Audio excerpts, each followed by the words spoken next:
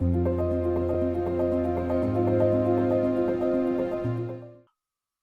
everybody.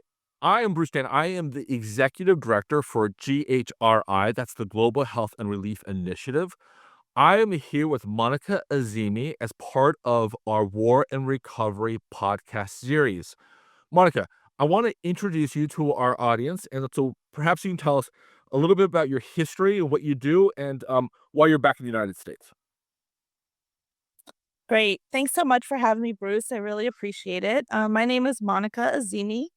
I'm with USAID for 24 years. That's U.S. Agency for International Development, for those that don't know what USAID stands for. Um, and I worked for 24 years around the globe for USAID as a Foreign Service Officer. I worked in Afghanistan and Kenya, in the Republic of Georgia, in Uganda, and most recently in Myanmar. And I also spent some time working in headquarters in Washington, D.C.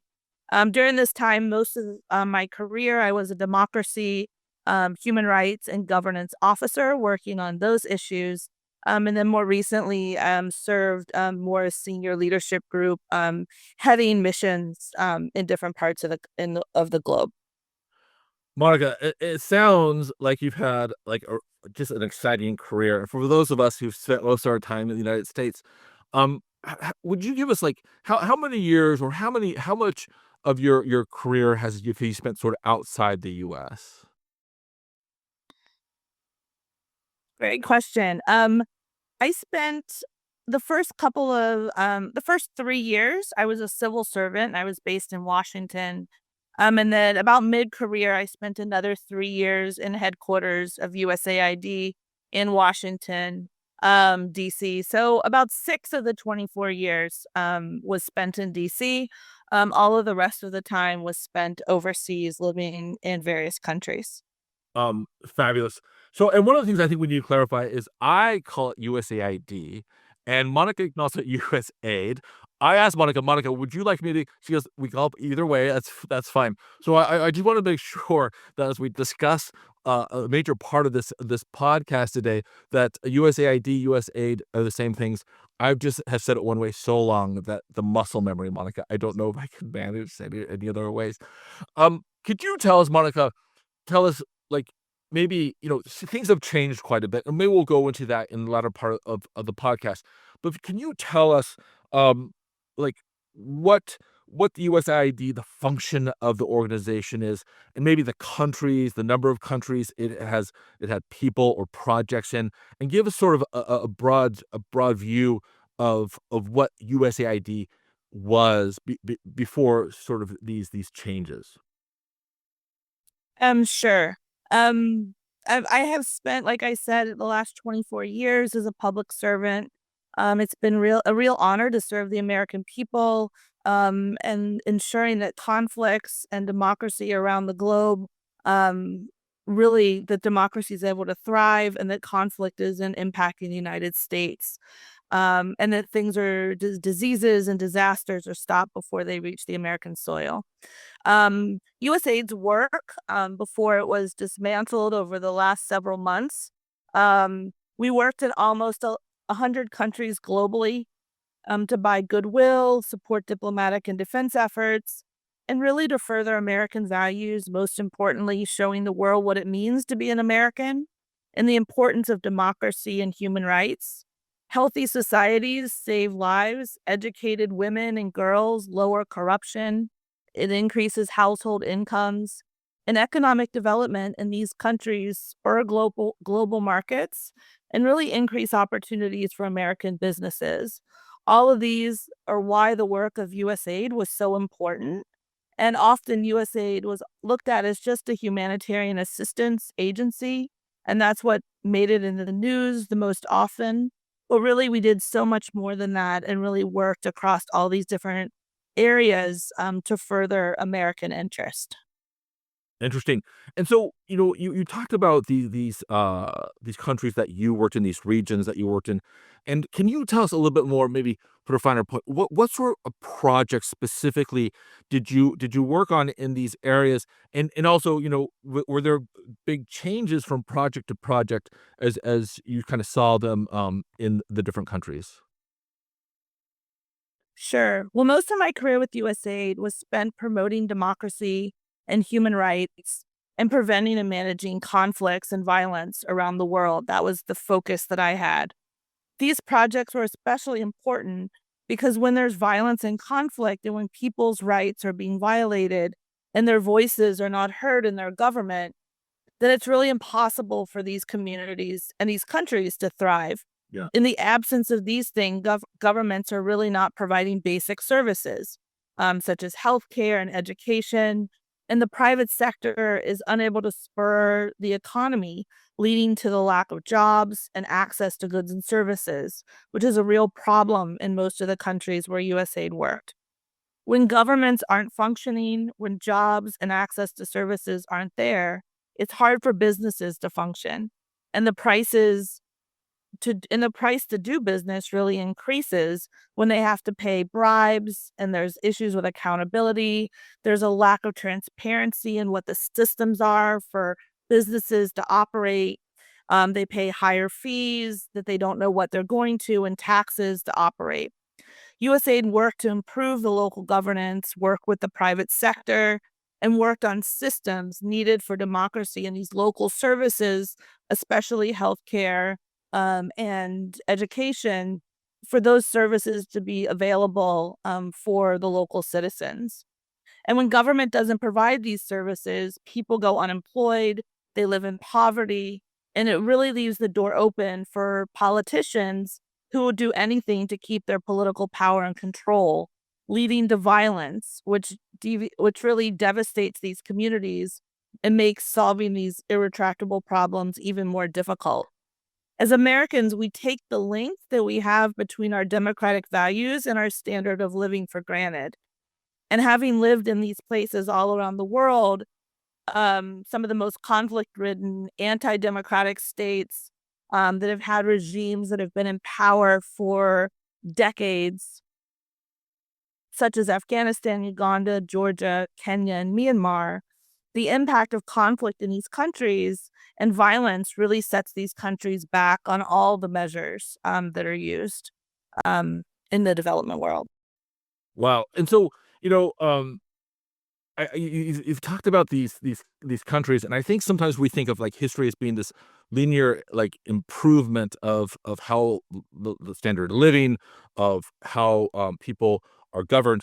But the truth is, it's not really linear, is it? It's there's kind of ups and downs, and then and to kind of build on that.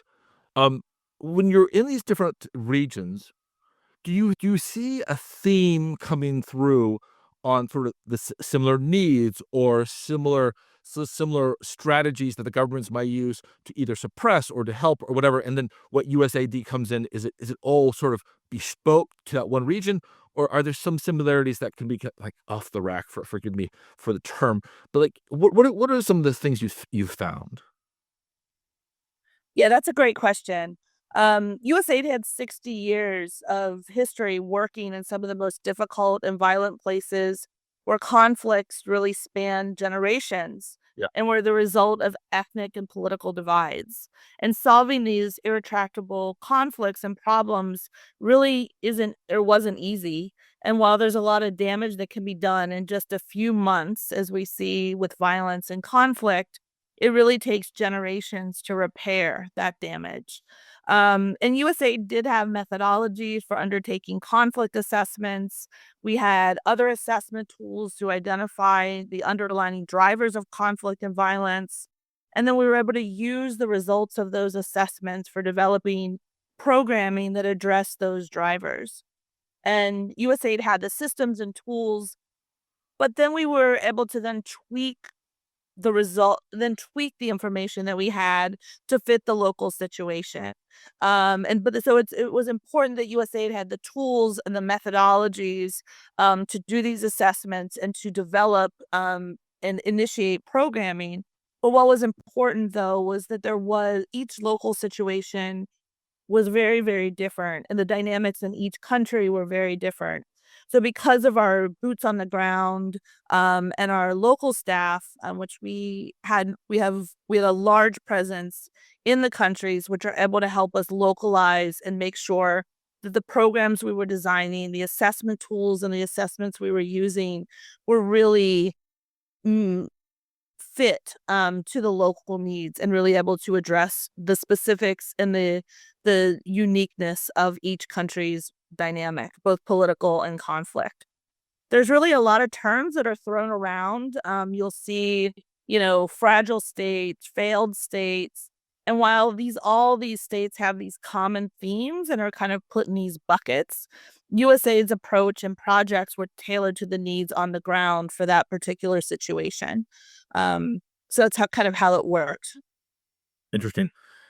I have to say, from the outside looking in, and sort of just even this like high level description, it sounds so sophisticated, right?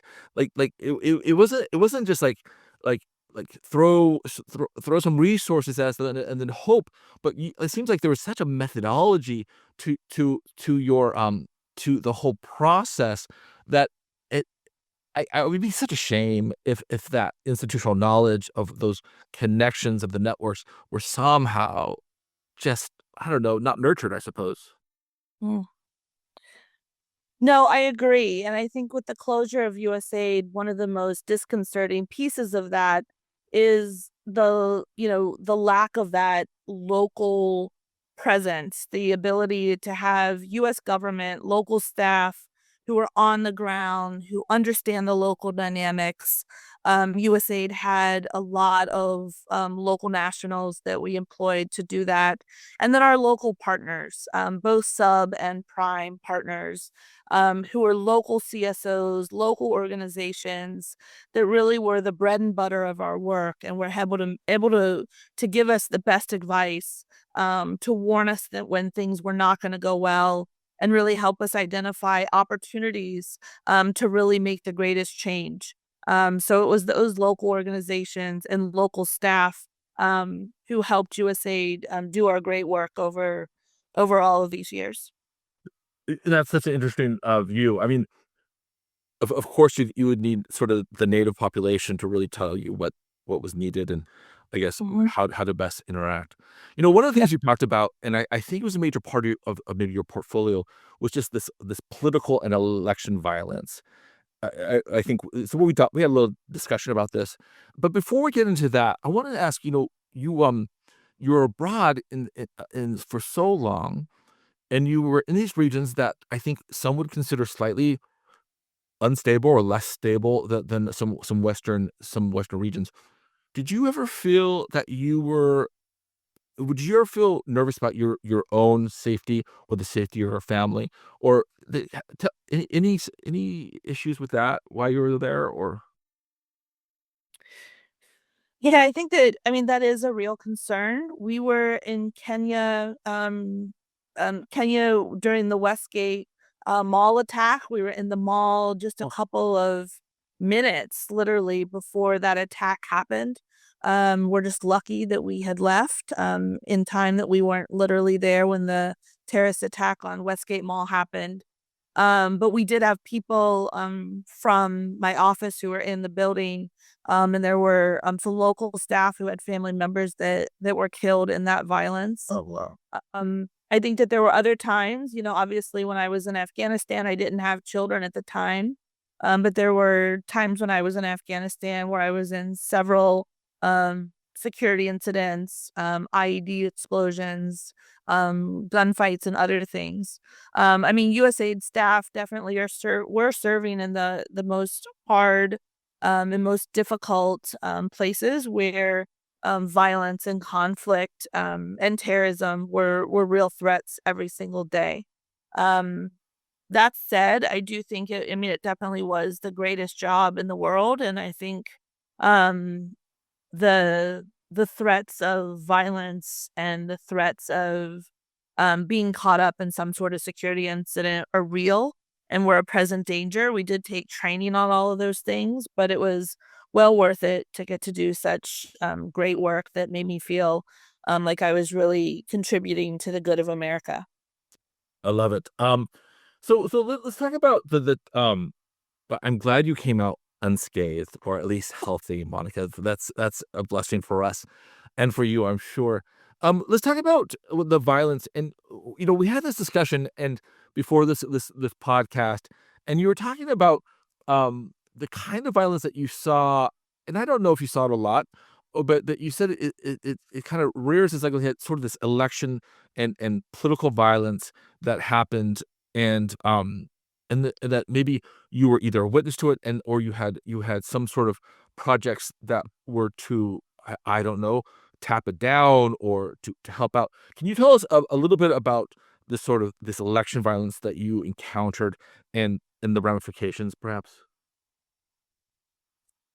Yeah, sure. And um the countries in which I served in, Afghanistan, Kenya, Georgia, Uganda, and Myanmar, in all of those there were um different types of conflict and different kinds of drivers and different types of violence. And while they each had their nuance around the causes of those conflicts, election and political violence by far is always, it seems to be, the most common types of conflicts. Um, and local politicians always seem to use other ongoing conflicts that are happening in the community, say over land or water resources. Politicians and those in power would use those local conflicts and those conflicts to for their own benefit and use those to instigate um, discord between different groups of people.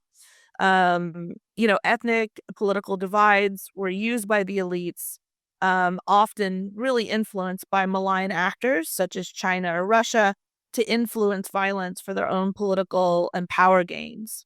And it would use ethnic differences, it would use land disputes, they would use cattle raiding in Uganda. That was a big one where people graze their cows, and use cattle raiding as a way to instigate violence. The goal of these politicians and election and political violence is to pit one group against another, Yeah. so that it's really seen as us versus them. So then they can manipulate one group to have violence against the other for their own political gain. I think, one of like, harkening back to our previous conversations, one of the things that I found shocking, and you seem to to just take it as sort of a natural cause, of course, is was it Kenya that you're saying that there was this, like a ruling faction, like, fomented this violence with the understanding that it would really, make their economy take a hit, right? Because Mhm. maybe it was Kenya because there's a lot of tourism dollars coming and things like that.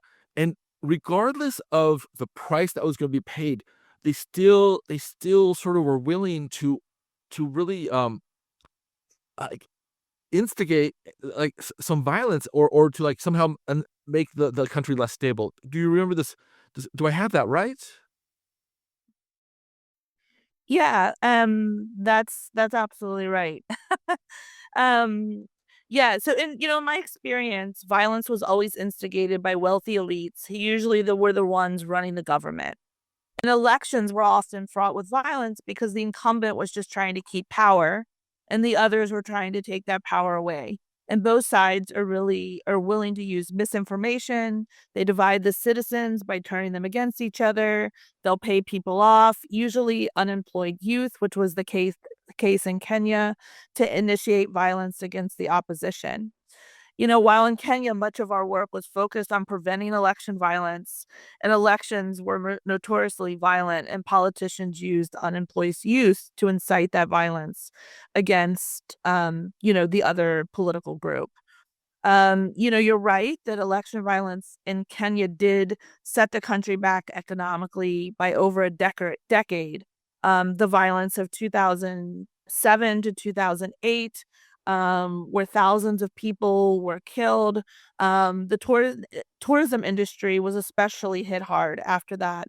No one really wants to go on safari in a country to see when you see on the news that people are killing each other. Yeah. And the violence and all of this really impacts the economy and sets it back for years. This also impacts American businesses and their ability to operate in those countries and provide the goods and services that we get from those countries back to the US. USAID really worked hard to collect data on the impact of violence on the economy and on the people and on the government. And I think that USAID's data-driven approach really helped us to be more effective as a United States government, and really helped us to message to those governments what the impact of this violence was on their own economy and on their own ability to govern.